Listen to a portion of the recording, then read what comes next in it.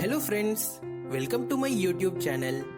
ఈ వీడియోలో మనం బర్డ్ ఫ్లూ అంటే ఏంటి, ఈ వ్యాధి దేని వల్ల వస్తుంది, ఇది మనుషులకు కూడా వ్యాపిస్తుందా, దీని లక్షణాలు ఏమిటి, ఈ సమయంలో మనం మాంసం గుడ్లు తినకూడదా, దీనికి వ్యాక్సిన్ ఉందా అనే విషయాల గురించి తెలుసుకుందాం. ఈ బర్డ్ ఫ్లూ అనే వ్యాధి ఒక వైరస్ వల్ల వస్తుంది.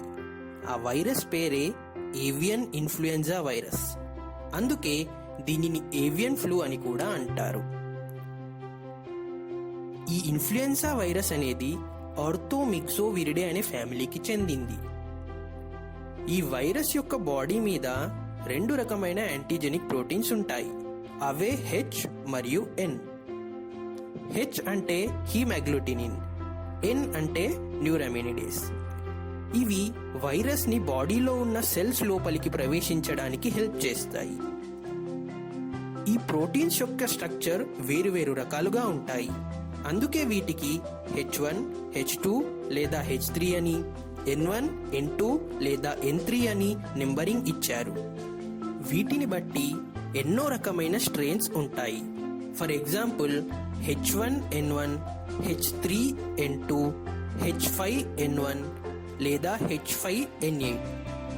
ఇందులో అన్నిటికంటే డేంజర్ అయిన స్ట్రెయినే H5N1.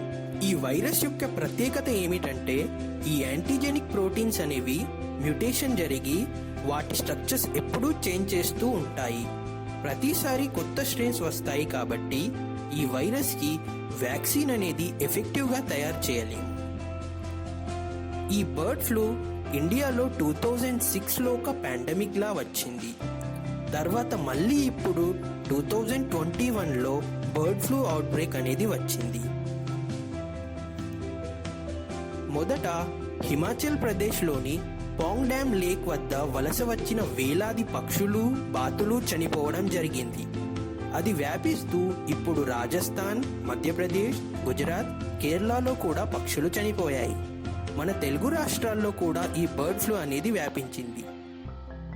ఈ చనిపోయిన పక్షుల బాడీ నుండి శాంపిల్స్ సేకరించి భోపాల్లో ఉన్న national institute of high security Animal disease lab కి పంపారు.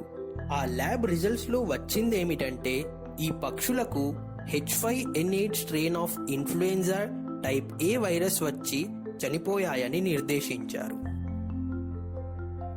బర్డ్ ఫ్లూ వైరస్ సాధారణంగా బాతులు, కోళ్లు, కాకులు వంటి ఇతర పక్షులలో, అంతేకాకుండా మనుషుల బాడీలో కూడా పెరిగి బర్డ్ ఫ్లూ అనే వ్యాధి వస్తుంది.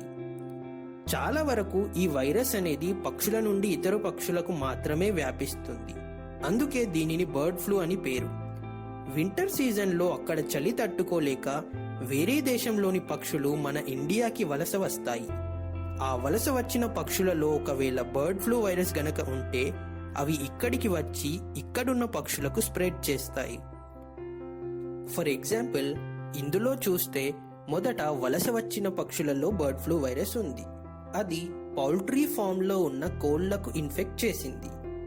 ఆ ఇన్ఫెక్ట్ అయిన చికెన్ ఒకవేళ మనుషులు కనుక ప్రాపర్ గా కుక్ చేయకుండా తింటే మనుషులలో కూడా బర్డ్ ఫ్లూ వస్తుంది. పౌల్ట్రీలో ఏదైనా ఒక్క కోడికి బర్డ్ ఫ్లూ వైరస్ వస్తే ఆ వైరస్ కోడి లోపలికి వెళ్లి వాటి పేగులలో, ఊపిరితిత్తులలో, ఓవరీస్లో రక్తస్రావం జరుగుతుంది. వాటి బాడీ నుంచి వచ్చే సెక్రీషన్స్ లో, వాటి యూరిన్ లో బర్డ్ ఫ్లూ వైరస్ ఉంటుంది. పౌల్ట్రీలో కోళ్లు గుంపుగా ఉండటం వలన వైరస్ అనేది చాలా తొందరగా వ్యాపిస్తుంది. కానీ అడవిలో ఉన్న పక్షులు విడివిడిగా ఉండటం వలన వాటిలో బర్డ్ ఫ్లూ అనేది తక్కువగా వ్యాపిస్తుంది. ఇది మనుషులకు ఎలా వ్యాపిస్తుందంటే మనం ఈ చనిపోయిన పక్షులను ముట్టుకున్నా లేదా ఈ పక్షుల body fluids, for example urine తో కాంటాక్ట్ అయినా, ఒకవేళ మనం తినే మాంసంలో బర్డ్ ఫ్లూ వైరస్ ఉండి దానిని సరిగ్గా ఉడికించకపోయినా, లేదా పౌల్ట్రీలో పనిచేసే వర్కర్స్ కి కానీ, జూలో పనిచేసే వాళ్లకు కానీ, రీసెంట్ గా పౌల్ట్రీ లేదా జూని సందర్శించిన వారికి కానీ ఈ వైరస్ వ్యాపించవచ్చు. మనం వీటిని ముట్టుకున్నప్పుడు మన చేతులకు వైరస్ అనేది వస్తుంది. అదే చేతులను మనం వాష్ చేసుకోకుండా మన కన్ను, ముక్కు, నోరు లేదా చెవిలో గనక పెట్టుకుంటే మన బాడీ లోపలికి బర్డ్ ఫ్లూ వైరస్ ప్రవేశిస్తుంది. అందుకే హ్యాండ్ వాషింగ్ అనేది చాలా ఇంపార్టెంట్. ఎవరికైనా బర్డ్ ఫ్లూ వస్తే ఆ మనిషి నుండి ఇంకో మనిషికి వైరస్ వ్యాపించడం అనేది చాలా తక్కువ. అంటే హ్యూమన్ టు హ్యూమన్ ట్రాన్స్మిషన్ చాలా రేర్. కానీ ఒకవేళ ఎవరికైనా ఈ వైరస్ వస్తే దీని మోర్టాలిటీ రేట్ మాత్రం 60%. అంటే 100 మందికి బర్డ్ ఫ్లూ వస్తే అందులో 60 మంది చనిపోవచ్చు. బర్డ్ ఫ్లూ యొక్క సిమ్టమ్స్ ఏంటంటే దగ్గు, జలుబు, గొంతు నొప్పి, జ్వరం, డయేరియా, కండరాల నొప్పులు. సివియర్ కేసెస్లో మన ఊపిరితిత్తుల్లో నిమోనియా అయ్యి శ్వాస తీసుకోవడంలో ఇబ్బందులు వంటి లక్షణాలు వస్తాయి. మనం ఎలాంటి జాగ్రత్తలు తీసుకోవాలి? ఈ టైంలో ఏవైనా పక్షులు చనిపోయినప్పుడు వాటిని ముట్టుకోకూడదు. పౌల్ట్రీ లేదా జూ ఉన్న చోటికి వెళ్ళకూడదు.